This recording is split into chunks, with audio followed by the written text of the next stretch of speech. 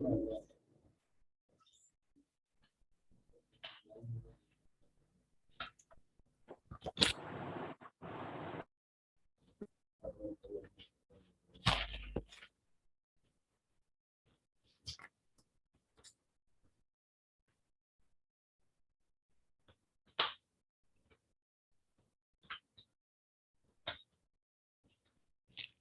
है। Last time हम क्या डिस्कस कर रहे थे?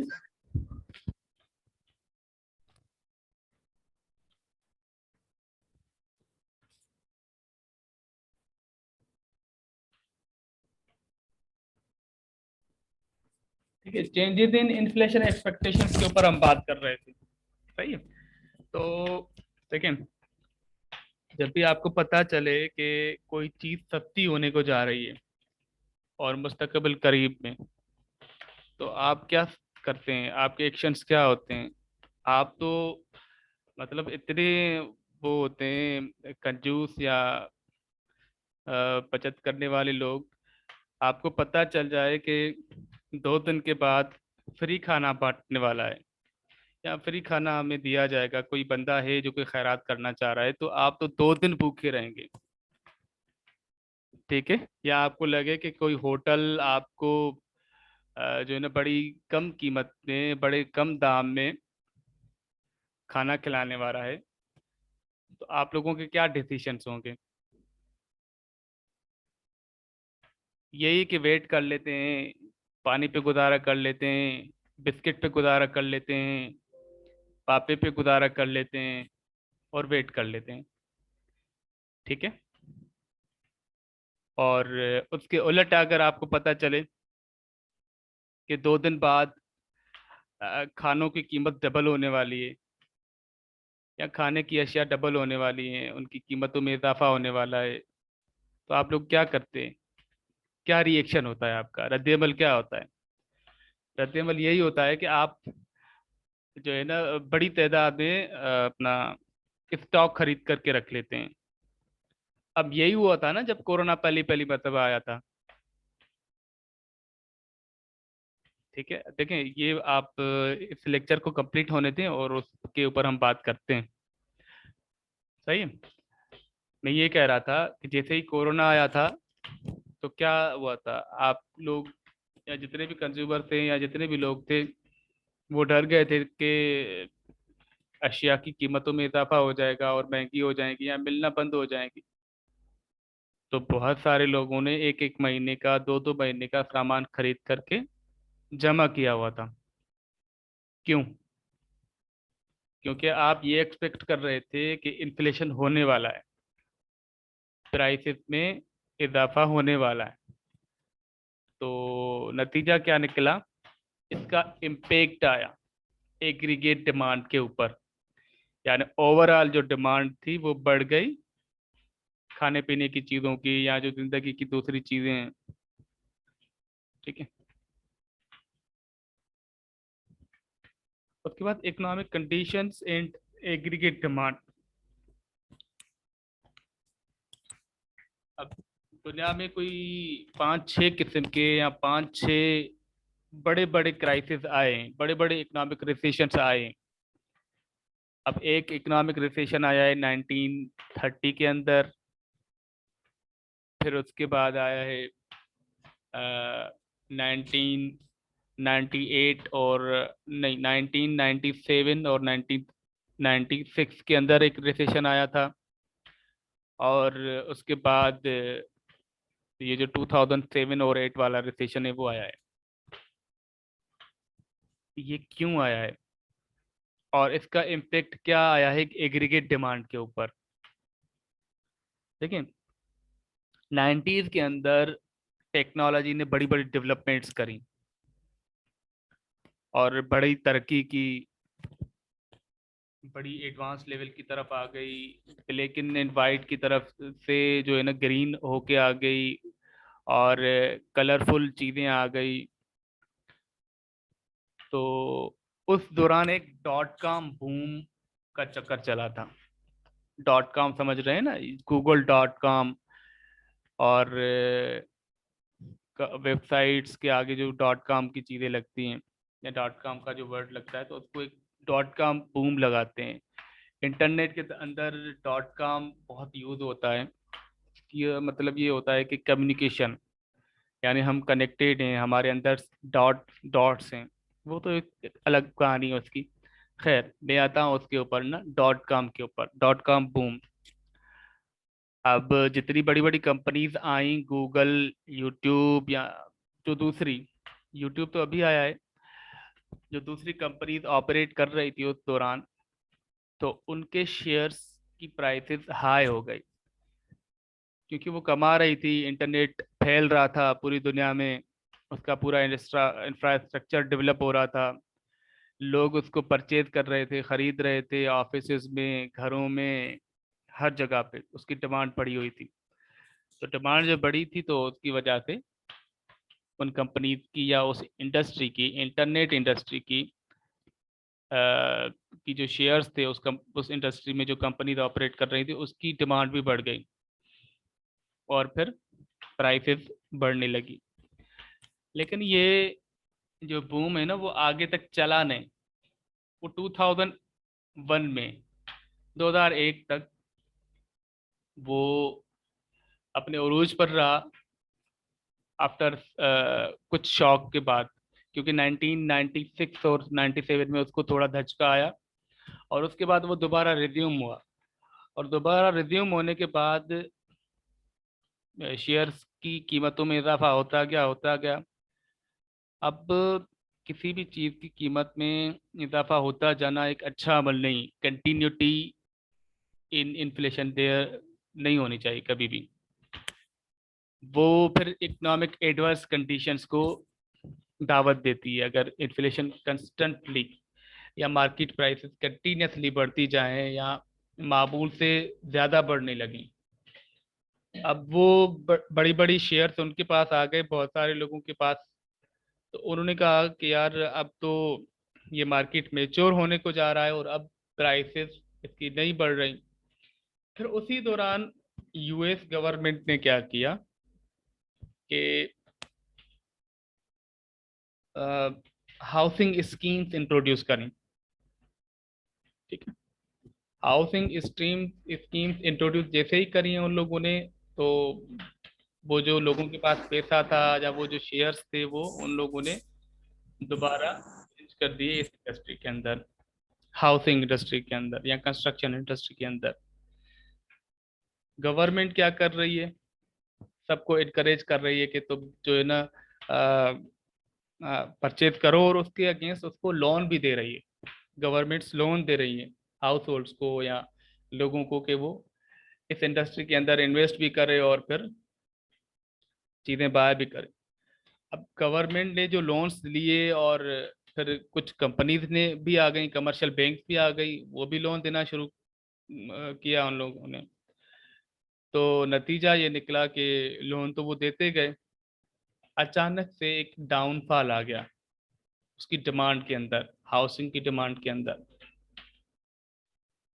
जैसे ही डाउनफॉल आया है, तो लोगों ने तो इंस्टॉलमेंट्स दी हुई थी, उनके पास कोई वो सोर्स ऑफ इनकम था नहीं, जिसकी वजह से बैंक्स बैठ गई, क्योंकि बैंक्स के अंदर वो पैसा वापस होके नहीं आ रहा ना, जो लोन उन लोगों ने लिया हुआ है। तो वो जैसे ही बैठ गई हैं बैंक, तो ऊपर से आपका ये एक रिसेशन आ गया, क्योंकि मईशत के अंदर पैसे की कमी हो गई, पैसे की रोलिंग हो रही थी, वो नहीं हुई, वो एबनॉर्मल हो गई। तो जिसकी वजह से इकोनॉमी बैठ गई, और जैसे इकोनॉमी बैठी तो कंजप्शन कम हो गई, और बहुत सारे मामला मईशत के, अनएम्प्लॉयमेंट हो गई। तो अल्टीमेटली एग्री डिमांड जो है वो रिड्यूस हो गई, वो कम हो गई, और इकोनॉमिक क्राइसिस आ गया एक वर्ल्ड लेवल का। ठीक है, और इसमें हम डिस्कस कर लेंगे कि नेशनल इकोनॉमी वर्ल्ड इकोनॉमी को कैसे इम्पेक्ट करती है। और आजकल तो मतलब कोई भी इकोनॉमी डिपेंड ही इंटरनेशनल इकोनॉमी के ऊपर करती है, वो उससे जुड़ी होती है। लास्ट टाइम हमने कुछ डिस्कस किया था कि वो क्यों कनेक्टेड होती हैं, क्योंकि एक्सपोर्ट्स और इम्पोर्ट्स की चीज़ें चल रही होती हैं। कोई भी इकोनॉमी, कोई भी मुल्क सेल्फ सफिशिएंट नहीं है। ठीक है, जिसकी वजह से वो रिसोर्सेज दूसरे कंट्री से लगाता है, और ख़ास तौर पे जो रिच कंट्रीज हैं उनका इम्पेक्ट होता है जो पुअर कंट्रीज हैं उनके ऊपर। उस पर हम कभी बात कर लेंगे, लेकिन अभी आते हैं एग्रीगेट डिमांड कंट्रोवर्सी। अब एक क्वेश्चन होता है, नॉर्मली पूछा जाता है बच्चों से भी और स्टूडेंट से भी, और इंटरव्यूज में भी ये पूछा जाता है कि पहले चिकन आई थी या पहले एग आया था, यानी अंडा आया या मुर्गी आई। ठीक है, तो इसी तरह इकोनॉमिस्ट के अंदर भी एक क्वेश्चन है कि पहले डिमांड है या फिर जीडीपी है। ठीक है, क्योंकि इस दौरान ये जो इकोनॉमिक रिसेशन आया था इसमें जीडीपी तो बैठ गई थी, क्योंकि इकोनॉमिस्ट का मानना ये है कि आपकी जो जीडीपी है ना वो एक अल्टीमेट डिमांड है। और वो मैं आगे समझाता हूँ, शायद मैंने एक स्लाइड रखी है उसके लिए, मैं चेक कर लेता हूँ, अगर नहीं है तो इधर ही बता देता हूँ। इकोनॉमिस्ट का मानना ये है कि जो आपकी जीडीपी है वो एक आपका एक पोटेंशियल डिमांड है। सही है, तो इसके अंदर जीडीपी तो आपकी बैठ गई, जीडीपी तो आपकी बची नहीं, एग्रीगेट डिमांड तो आपका खत्म हो गया। लेकिन उसके बावजूद चीजें बूस्ट हुई, गवर्नमेंट ने आके इंटरवेन किया, इनकरेज किया, प्रोडक्शन करी, फिर आके आपकी डिमांड क्रिएट हुई।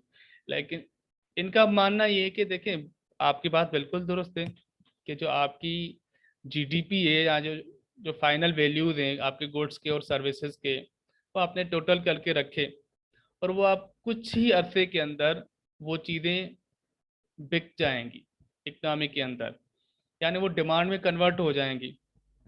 ठीक है, लेकिन ये कह रहे हैं कि ये जो रिसेशन हुआ है उसमें तो चीजें ही नहीं बची, तो आपकी जीडीपी किसकी, वो तो आपकी जीडीपी ही नेगेटिव हो गई, फिर उससे आपका डिमांड कैसे क्रिएट हुआ। ठीक है, तो इसके अंदर इन लोगों ने कहा कि यार जरूरी नहीं है कि आपकी जो जीडीपी है वो ही आपका एक पोटेंशियल डिमांड है। हाँ, अगर गवर्नमेंट आके इंटरवेन करती है और प्रोडक्शन को बूस्ट करती है तो प्रोडक्शन से आपकी डिमांड क्रिएट होगी। ठीक है, यहां पर अगर आपको कोई सवाल करना हो तो आप पूछ सकते हैं।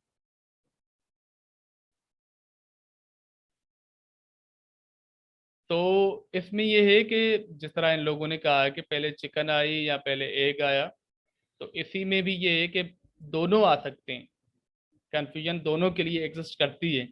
लेकिन उसके दरमियान प्रोडक्शन का एक रोल है, क्योंकि प्रोडक्शन जब होती है तो गवर्नमेंट क्या है सपोर्ट करती है। इस तरह अभी अगर हम देखें ना, अभी ये जो क्राइसिस आया था कोविड का, तो बहुत सारी गवर्नमेंट्स ने स्कीम्स दी शुरू की थी।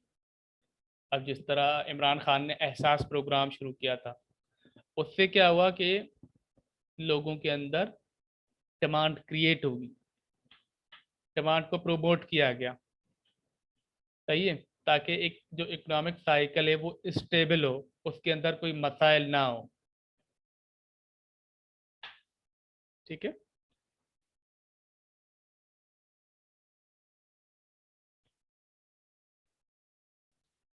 अब हर किसी के अंदर खामियां भी होती हैं और खूबियां भी होती हैं। तो ऐसे ही हमारा जो एग्रीगेट डिमांड है उसके अंदर कुछ चीज़ें हैं जो कि लिमिटेशंस हैं। अब सबसे पहली लिमिटेशन ये है कि वो बेशक कितना भी हो, किसी कम्युनिटी के अंदर कितना भी डिमांड हो या पोटेंशियल हो कंजप्शन का, वो ये नहीं बता सकता कि उसका स्टैंडर्ड ऑफ लिविंग क्या है। स्टैंडर्ड ऑफ लिविंग जैसे कि आपके सामने स्लाइड बता रही है कि level of wealth, comfort, material necessity available to certain socio economic class और जोग्राफिक एरिया। डिमांड से आप किसी भी चीज़ का पैमाना नहीं कर सकते किसी भी कम्युनिटी का कि वो अमीर है या गरीब है। अमीर गरीब होने का पैमाना आप किस तरह कर सकते हैं कि उसके पास वेल्थ कितनी है, और उसके पास घर कितना है, उसके पास पैसा कितना है। देखें, जो अफ्रीकन कंट्रीज हैं वो बेशक कितनी भी डिमांड करें, लेकिन वहाँ के लोग गरीब हैं। दो सिचुएशन पे। सर सर जी बोलें। सर यहाँ बात थोड़ी समझ नहीं आई। मतलब जिसके पास वेल्थ होगी या जो अमीर होंगे वही डिमांड करेंगे ना सर। मेरा हाँ, जैसा कंगला बंदा क्या डिमांड करेगा सर। बिल्कुल बिल्कुल आपने बात दुरुस्त करी। ठीक है, यही है। देखें, इसमें ये डिसाइड नहीं हो पाता कि स्टैंडर्ड ऑफ लिविंग क्या है, कितनी है। देखें, एक चीज की डिमांड तो हो रही है, नमक है उसकी डिमांड हो रही है, आटा है उसकी डिमांड हो रही है, चावल है उसकी डिमांड हो रही है। लेकिन हमें ये पता नहीं चल रहा कि ये जो चावल डिमांड करने वाला बंदा है उसका स्टैंडर्ड ऑफ लिविंग क्या है, क्वालिटी ऑफ लाइफ क्या है, उसके पास घर है या झोपड़ी है। ठीक है, उसके पास कार है या बाइक है या कुछ भी नहीं है। तो यहाँ से हमें ये पता नहीं चल सकता कि अगर एक इकोनॉमी के अंदर, देखें पाकिस्तान की इकोनॉमी के अंदर अगर डिमांड इंक्रीज हो रही है तो हमें डिमांड से नहीं पता चलेगा कि ये मुल्क अमीर है या गरीब है। उसके लिए अलग पैमाने होते हैं।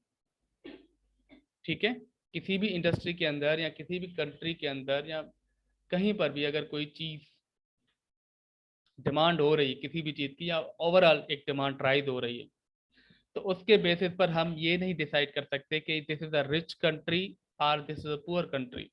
हाँ, हम ये देख सकते हैं, इस बात से अंदाज़ा लगा सकते हैं कि अगर किसी चीज़ की डिमांड हो रही है यूएस जैसे कंट्री के अंदर, यूके जैसे कंट्री के अंदर, जर्मनी के अंदर, तो वो उसको हम बोल सकते हैं कि ये एक अच्छा कंट्री है, इसके अंदर एक स्टैंडर्ड ऑफ लिविंग है, अच्छी ज़िंदगी है, लोगों की रहन सहन अच्छी है। ठीक है, लोग अमीर हैं। लेकिन पाकिस्तान जैसे कंट्रीज के अंदर या इंडिया जैसे कंट्रीज के अंदर बेशक डिमांड किसी भी चीज़ की राइज हो, लेकिन हम उसके बेसिस पर ये नहीं कह सकते कि दे आर रिच कंट्रीज और दे आर पुअर कंट्रीज। हाँ, हम उनके दूसरे पैरामीटर्स को देख सकते हैं, उनके दूसरे इकोनॉमिक इंडिकेटर्स को देख सकते हैं, उनकी पावर्टी को हम देख सकते हैं, उसके थ्रू हम डिसाइड कर सकते हैं, लेकिन डिमांड के थ्रू नहीं कर सकते। देखिए, असल में होना तो ये चाहिए ना कि कोई भी बंदा या कोई भी अपना इकोनॉमी या कोई भी कंज्यूमर्स किसी चीज़ को अगर डिमांड कर रहे हैं तो उसका मतलब है कि वो अमीर हैं। लेकिन ऐसा है नहीं। अमीर होने के या गरीब होने के अलग पैमाने। तो इसीलिए इकोनॉमिस्ट बोलते हैं कि डिमांड के थ्रू हम किसी की पॉवर्टी लेवल को या किसी की स्टैंडर्ड ऑफ लिविंग के लेवल को हम नाप नहीं सकते। समझ में आ गई?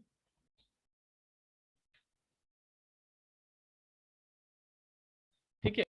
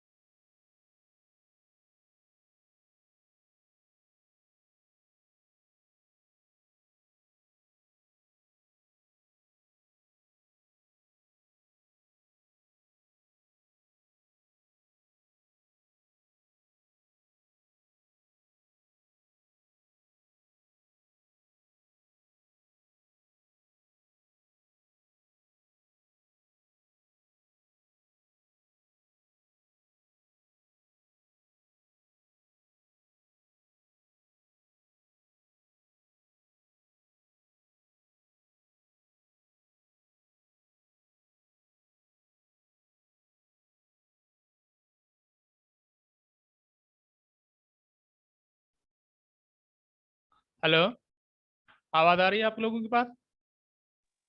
जी सर अब आ जी रही सर, अभी आवाज आ रही है। अच्छा अच्छा, ठीक है, सही है। अच्छा, तो हम बात कर रहे थे कि डिमांड की लिमिटेशंस क्या हैं। डिमांड के थ्रू हम ये मेजर नहीं कर सकते कि कोई नेशन या कोई कंट्री रिच है या पुअर है। यहाँ तक क्लियर है?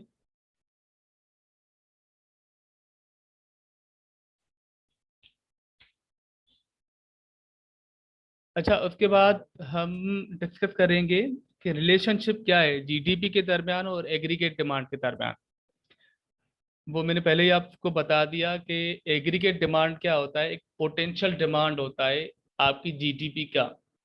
जीडीपी की एक जो अमाउंट डिसाइड करती है गवर्नमेंट कि आपकी कंट्री के अंदर प्रीवियस ईयर के दौरान जो गुड्स और सर्विसेज की प्रोडक्शन हुई है उनका जो फाइनल वैल्यू है, वो आपका एक पोटेंशियल डिमांड है। वो आगे जाके डिमांड के अंदर कन्वर्ट होगा।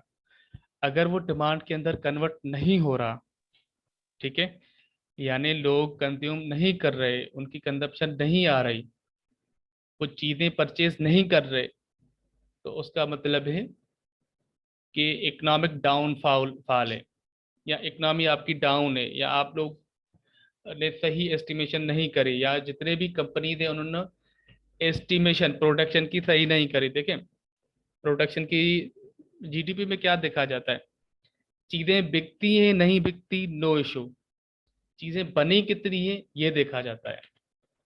अब वो जो चीज़ें बनती हैं लाजमी है कि वो सेल हो, अगर सेल नहीं होगी तो उनकी एस्टिमेशन गलत जाएगी।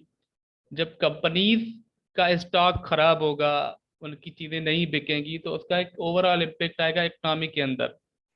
आपकी इकोनॉमी भी कमज़ोर हो जाएगी, आपकी मईशत कमज़ोर हो जाएगी, अगर उसके अंदर एग्रीगेट डिमांड क्रिएट नहीं हो रहा। ठीक है। अच्छा, market demand, aggregate demand. Sir screen share कर दें। ठीक है।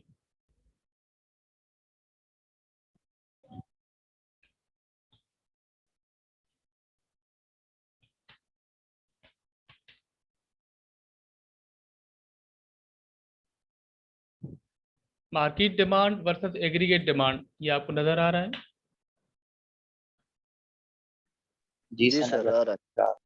अच्छा देखिए, मार्केट डिमांड क्या होता है कि एक मार्केट का डिमांड और aggregate demand overall economic demand. Karachi market हो सकता है, हैदराबाद का मार्केट हो सकता है, लाहौर का मार्केट हो सकता है, पंजाब का मार्केट हो सकता है, या सिंध का मार्केट हो सकता है। लेकिन जब हम ओवरऑल मार्केट की बात करेंगे या टोटल मार्केट्स की बात करेंगे तो वो एग्रीगेट डिमांड के अंदर आता है। यानी पाकिस्तान के अंदर हम अगर पाकिस्तान लेवल की बात करेंगे that would be called aggregate demand. Pakistan के किसी एक हिस्से को हम लेते हैं तो वो बात क्या कहलाएगी, मार्केट डिमांड। यानी कोई भी एक सर्टेन डिमांड या कोई भी सर्टेन पोर्शन या कोई सर्टेन पॉपुलेशन जो कि किसी भी प्रोडक्ट की या गुड की डिमांड कर रही है एक इकोनॉमी के अंदर। देखिए, ये भी इकोनॉमी के अंदर ही होती है लेकिन वो उसका हिस्सा है, मार्केट डिमांड। तो उसको हम क्या बोलेंगे कि मार्केट डिमांड। हाँ, ओवरऑल पूरी इकोनॉमी के अंदर, पूरे पाकिस्तान के अंदर जो चीज़ें डिमांड होती हैं या जो चीज़ें परचेज होती हैं तो उसको हम क्या बोलेंगे, एग्रीगेट डिमांड। तो इसका कॉन्सेप्ट क्लियर है। जी सर। ठीक है। अच्छा, उसके बाद ना मैक्रो इकोनॉमिक पॉलिसी है और demand. Anybody can tell the relationship between macro economic policy and demand. Macro economics policies हम क्यों एनफोर्स करते हैं, to create demand.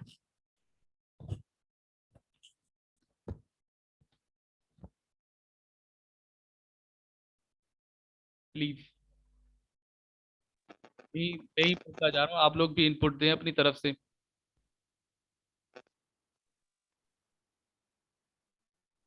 No idea sir, कोई स्ट्रिक्ट मतलब स्ट्रेट फॉरवर्ड आइडिया नहीं है।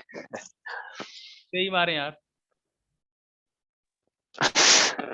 तो का सर, पॉलिसीज तो बनाई जाती हैं किसी मोटिव को हासिल करने के लिए। तो इकोनॉमी, जो इकोनॉमिक्स के जो गुरुज बैठे होते हैं किसी भी इकोनॉमी में, वो डिफरेंट पॉलिसीज सजेस्ट करते हैं और डिफरेंट पीरियड्स के ऊपर कि वो मुल्क के अंदर जो है कि वो डिमांड को कैसे क्रिएट की जाए। सही कहा आप। Anyone from girl side.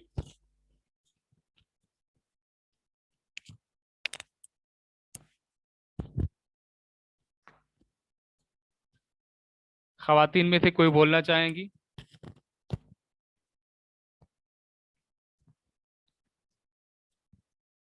नहीं देखिए, आप बोले ना, फिर आप लोग जो है ना कंप्लेंट्स करती हैं कि हमारे साथ इम्तियाजी सलूक हो रहा है और ख़वातीन के साथ जुल्म हो रहा है और मर्द आगे निकलते जा रहे हैं। सर इस मामले में नहीं बोलेंगे। नहीं नहीं नहीं नहीं, इसमें आपने जो है ना, बोले या ना बोले, लेकिन आपने बोलना होगा।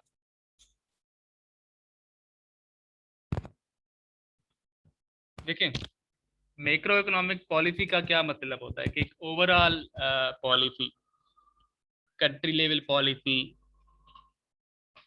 टुवार्ड्स क्रिएटिंग डिमांड, डिमांड को क्रिएट करने के लिए एक इकोनॉमिक पॉलिसी हो जो कि गवर्नमेंट्स बनाती हैं, स्टेट बैंक बनाती हैं। वो इसलिए कि डिमांड क्या है, एक रीढ़ की हड्डी है इकोनॉमी की। Demand is the pillar of an economy. Demand नहीं होगा तो क्या होगा? कुछ भी नहीं होगी। प्रोडक्शन बंद हो जाएगी, टैक्सेस कलेक्ट होना बंद हो जाएंगी, रेवेन्यू जनरेशन होना बंद हो जाएंगी और मईशत की तरक्की नहीं होगी। ये सारे अवामिल क्यों हैं? डिमांड की वजह से। ठीक है, तो फिजिकल और मॉनेटरी अथॉरिटीज जो हैं, चाहे गवर्नमेंट हो चाहे स्टेट बैंक हो, वो अपना रोल प्ले करती हैं। गवर्नमेंट या स्टेट बैंक, हम पाकिस्तान का अगर हम जिक्र कर लें तो वो इंटरेस्ट रेट को कंट्रोल कर रही होती है। अभी आजकल क्या चल रहा है, मेरे ख्याल में कोई 6% इंटरेस्ट चल रहा है। तो अगर वो ये चाह रही हो कि मार्केट के अंदर डिमांड क्रिएट हो, तो वो क्या करेंगी? इंटरेस्ट रेट को कम करेंगी ताकि कंपनीज भी ज़्यादा से ज़्यादा लोन्स लेकर प्रोडक्शन को बढ़ाएं, कंज्यूमर्स भी ज़्यादा से ज़्यादा लोन लेकर, ज़्यादा से ज़्यादा पैसे लेकर, ज़्यादा से ज़्यादा उधार लेकर क्या करें?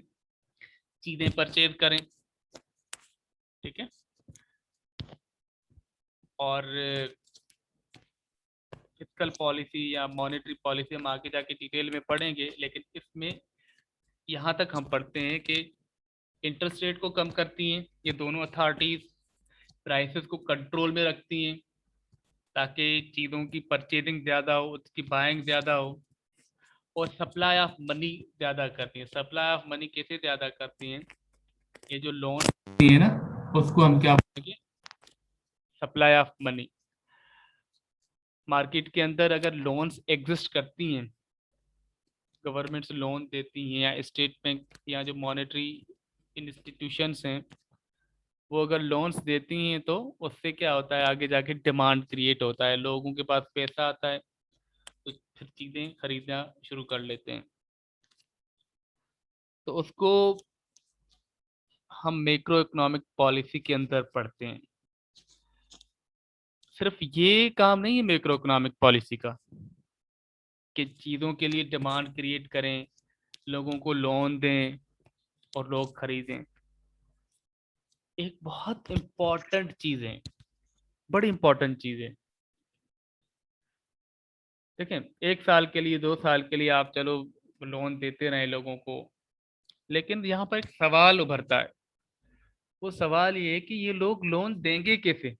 चलो कंपनी तो दे देगी, कंपनी क्योंकि लोगों से पैसे लेकर और चीज़ें बेचती हैं, लेकिन लोग कहाँ से पैसे लाएंगे? तो उसके लिए एम्प्लॉयमेंट भी देनी होती है गवर्नमेंट को। जो गवर्नमेंट की जो फिजिकल पॉलिसीज होती हैं, देखिए मैक्रो इकोनॉमिक्स की क्या गोल्स हैं?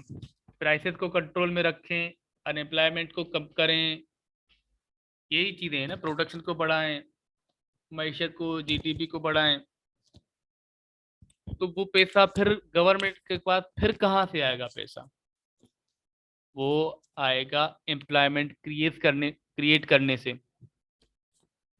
ठीक है, एम्प्लॉयमेंट अपॉर्चुनिटीज अगर गवर्नमेंट दे रही है या कंपनीज को जो है वो पाबंद कर रही है कि आप एम्प्लॉयमेंट जनरेट करें, तभी जाके फिर वो उसके जितने भी लोन्स होंगे, पैसे होंगे, वो दोबारा आएंगे।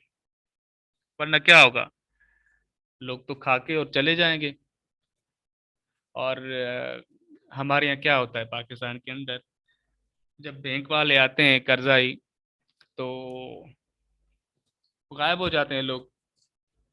जंगल में गायब हो जाते हैं, इधर उधर गायब हो जाते हैं या मर जाते हैं। तो इस तरह के मसाइल होते हैं। वो क्यों होते हैं? कि वो लोग पैसे ही नहीं दे पा रहे होते। इसलिए ज़रूरी है कि गवर्नमेंट लोगों को एम्प्लॉयमेंट भी दे दे, या कंपनीज को बोले, या एम्प्लॉयमेंट अपॉर्चुनिटीज क्रिएट करें, नए स्टार्टअप लगाए, या कंपनी को एक्सपेंशन की तरफ राग़िब करे, मोटिवेट करे। ठीक है, तो ये क्या होगा? डिमांड को क्रिएट करने का अमल होगा। जहां तक समझ में आ गया? जी सर।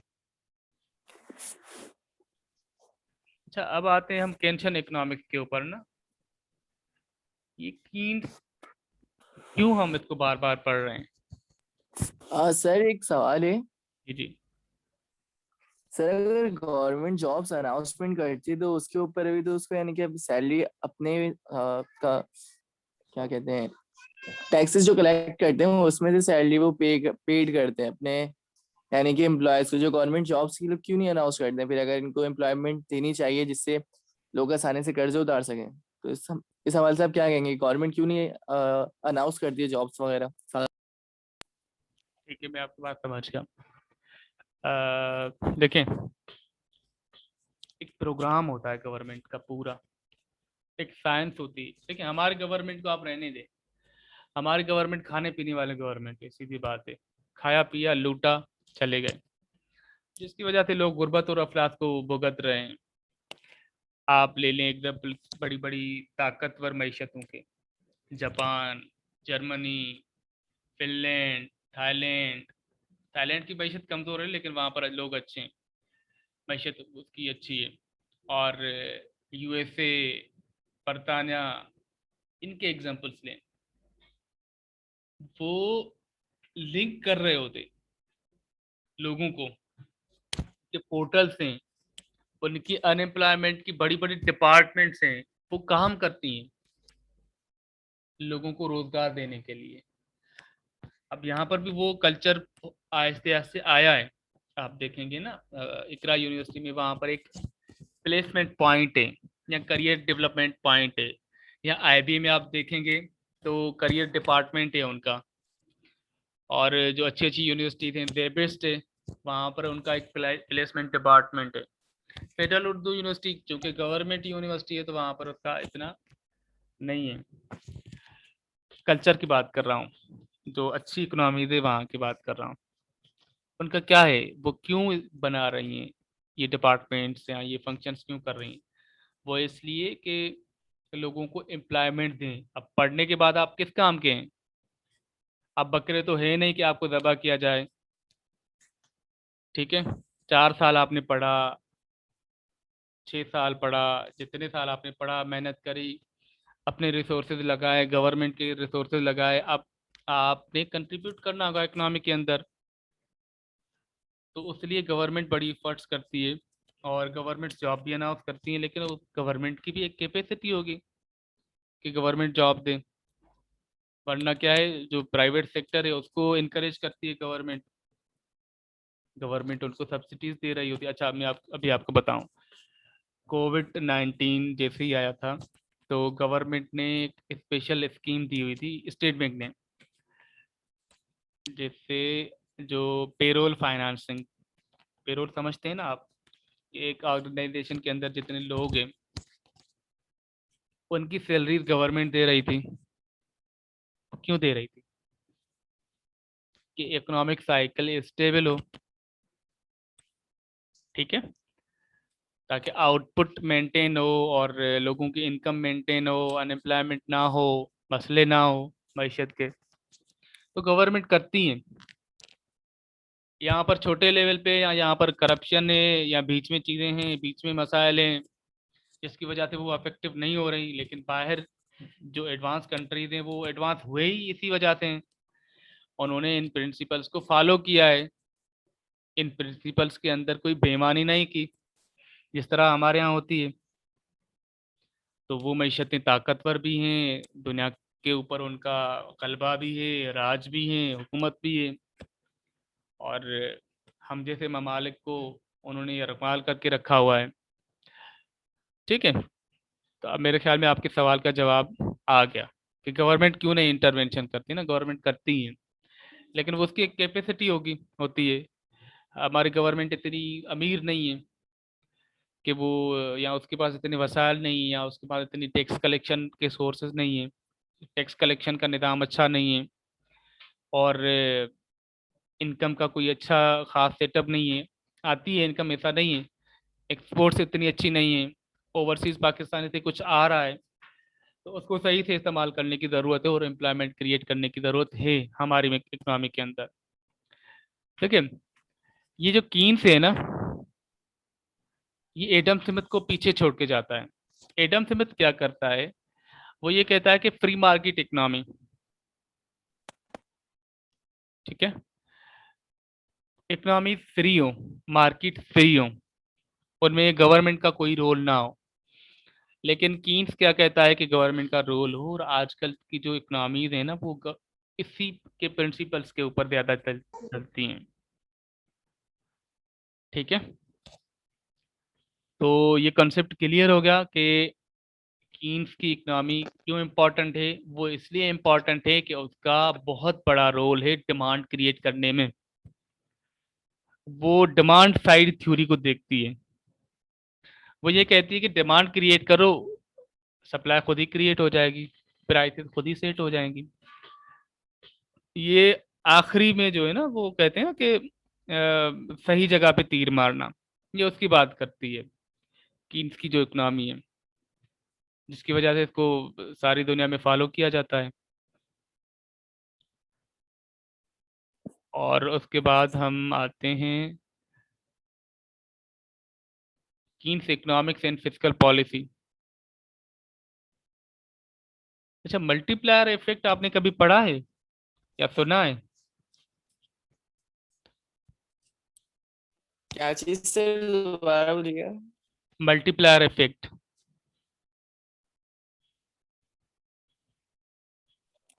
नो सर, इसके बारे में नहीं सुना। चलो ठीक है, सही है। अच्छा देखिए,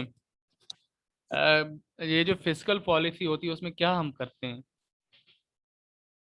आप लोगों ने पढ़ा होगा ना, एक कॉन्सेप्चुअल लेवल के ऊपर तो पढ़ा होगा आपने लास्ट सेमेस्टर में कि एक फिस्कल पॉलिसी होती है, फिर एक मॉनेटरी पॉलिसी होती है। ठीक है, इसमें यही है, जिस तरह मैंने पहले कहा कि गवर्नमेंट की स्पेंडिंग या गवर्नमेंट की जो इंजेक्शन या एडिशन होती है टुवार्ड्स